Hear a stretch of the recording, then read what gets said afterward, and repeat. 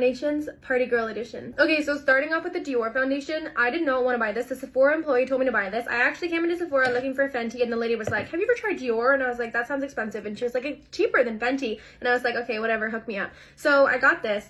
This gives major flashback Marys. I know that's like a dated term. This is really smooth and, to be honest, pretty good coverage when you first put it on. Like, it kind of looks like you're already baked when you use the Dior foundation. However, when somebody takes a flash photo of me, especially if it's like at a party, I look so pale, stupidly pale, and I'm already kind of pale. So it says a lot. So this, I don't know, this is cool for like class or the day. But if you're actually going out and people are going to be taking photos of you, 4 out of 10. Viral makeup products that everybody loves, but I hate. It may be 2024, but I'm still keeping it real with y'all. If I don't like a product, I'm gonna let you know. Please just remember, everybody's skin and makeup preferences are so different, so every product is not gonna work the same for everybody, and that's okay. And even if it does work for my skin, I may just have a different makeup preference than you. I actually don't hate this product. I know that was a little bit misleading. This is like the one product that I actually really want to like. I just feel like I don't know how to use it. It's the Merit Blush, and I know I've said I like these because I do like the colors and the formula, but I'm just having a hard time deciding like when to use it because that's literally a stunning shade. This is the shade Stockholm. I just need to know like how to use these better because I feel like every time I use them, it's very, very little pigment. So are these more of just like a natural blush that you use on like no makeup days, or can you build them up? Like, let me know how you apply these or how you get them to work best because I really want to love these, but right now they just aren't doing it for me. Again, I don't hate this product, but I don't really like the cream part of the Patrick Ta blushes like at all. I honestly wish the blushes came with just the powder because I love the powder. I have the shade She's Blushing, like the powder, on my skin today, and it looks absolutely stunning. I just feel like the cream formula in his blushes is very weird and also way different than the powder blush shade, especially with the shade She's That Girl. Like, those are not close at all, so I just feel like it looks weird when you use them together. Like, I never use both of them together, if that makes sense. This is not a bad powder, but for my makeup preference, I hate it. This is actually a really good powder. Like, it does its job and it's a very good dupe for like some high-end powders I've heard, but it's just too pigmented for me. Like, I don't like a powder that adds color underneath my eyes, and this definitely does. I have the shade Light 5 Fair Clair, and it's a beautiful powder. Again, like I said, it just adds too much pigment underneath my eyes, and for me, that's just not it.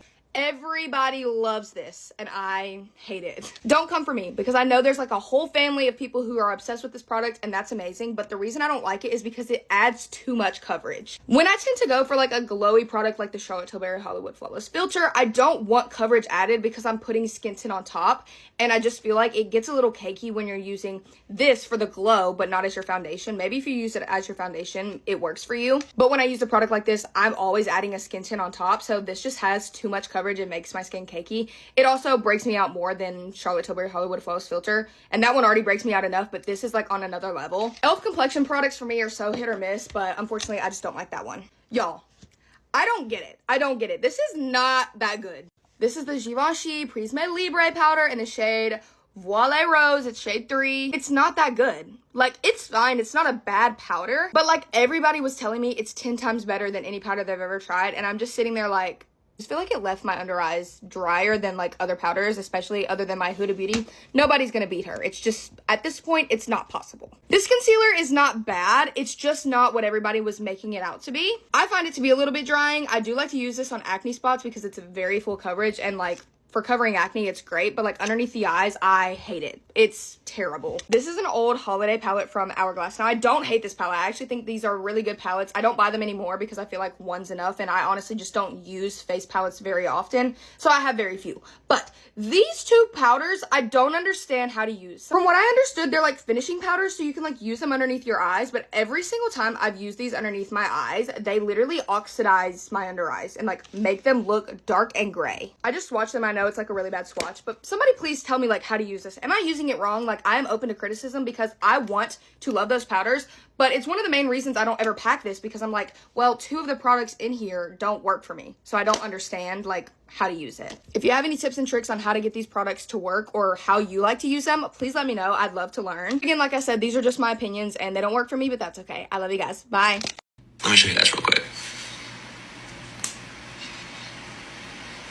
Did you see the blur on these little bitches? These are the Lunar Beauty Lunar Reversal Setting Powders. Honestly, I have nothing to say. I just want to shut the fuck up and try these. There's 4 different shades. There's a dark one, yellow one, a pink one, and a light one. The packaging is really cute. It has like a little moon looking shit on top. I feel like you bitches already know I want to go in with the pink one, but I'm not gonna go in with the pink one today. I'm gonna just go in with the translucent one. Okay, it comes with like a little puff, but it's like really tiny. I don't fuck with tiny things. And then it has like a cover on top, which keeps the powder in so that it won't get fucking messy and shit. But I don't fuck with these things, so I always just rip them off. Okay, I just removed the little plastic, and it has like a little L, but also looks like a B for Lunar Beauty. Duh. Oh, fuck. It's like really finely milled. Okay, I'm gonna close it back up. Tap it. And then... Ooh! I'm gonna touch up my concealer to remove any creases. Taking a clean powder... Ooh, bitch! He's like going everywhere. Fucking messy. Clean up after yourself. Okay. It definitely blurred. Definitely did blur, but if you're any fucking whiter than I am, then it's definitely gonna make your shit darker, because it made me darker. And I used the lightest shade, so. I don't know how that shit didn't happen to Manny. That fool's pasty.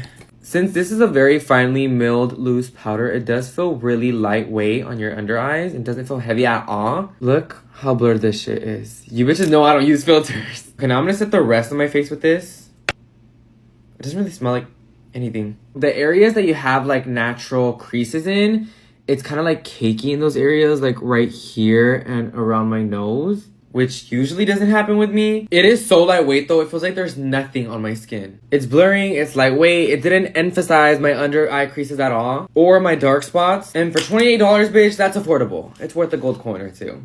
You should do the real product versus the Temu version. Let's get one thing straight.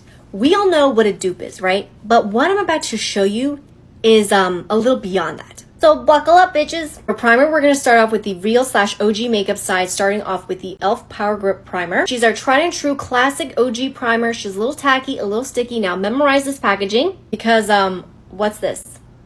What is going on? Pump directly onto the face. Okay, appearance-wise, it is a clear gel. There is no scent. Feels like the same thing. Let's do the tacky test. Ooh, look at that. For foundation, you guys all know I love my Maybelline Fit Me foundation. However, when I do want to feel a little bougie, I will use my Giorgio Armani Luminous Silk. Let's mix both of these foundations together. I'm going to do a little pour of my Maybelline Fit Me. Okay, a little warm, a little neutral. I think that's my perfect shade. Let's see. Oh my god, guys. I mean, talk about a shade match. It also feels super light and breathable on my skin. Look at that. What I'm about to show you is immediate jail, okay? This is the dupe. Okay, this is the Temu version, and this is the real version. Look at how similar that is. You guys ready for the Giorgio Armani one? This is the dupe. Okay, this is Temu's version, and this is the real version. I mean, this one's chubbier, okay? But like, wow. But it's what this bottle says has me questioning everything, okay? It says natural color, skin care, skin bottom, fit formula customized for Asian women master. Excuse me, what? Feeling that these shades are a little lighter than what I like. There's a slight fragrance to it, which I'm not sure what it is, but let's see if this blends out like the other side. Finish wise, I would say this side slightly more dewy and also has a lighter coverage. And as the scent is wearing on my skin, it's also giving me a headache. Moving on to concealer, we're going to use the NARS Radiant Creamy Concealer on the real product side. Of course, it blends out so beautifully. Look at that finish. But guys, are you ready for the dupe? Because we have Dural. Look at that. Including the branding on the back, I think they got a little lazy. They just wrote concealer, even though this one says Radiant Creamy Concealer. The ultimate test is to see if they actually feel the same. Okay. There's a weird smell to it though. I will say this is blending out really nicely. However, there's a weird funky smell to it. It smells like Play-Doh or crayons. Instead of contour, we're going to do blush first today. We're going to use the Rare Beauty Liquid Blush. I haven't used these blush in a while and I do really miss them. So let's just do one little dot. I forget how pigmented they are. And one teeny tiny dot there. You guys aren't ready to see the dupes for these.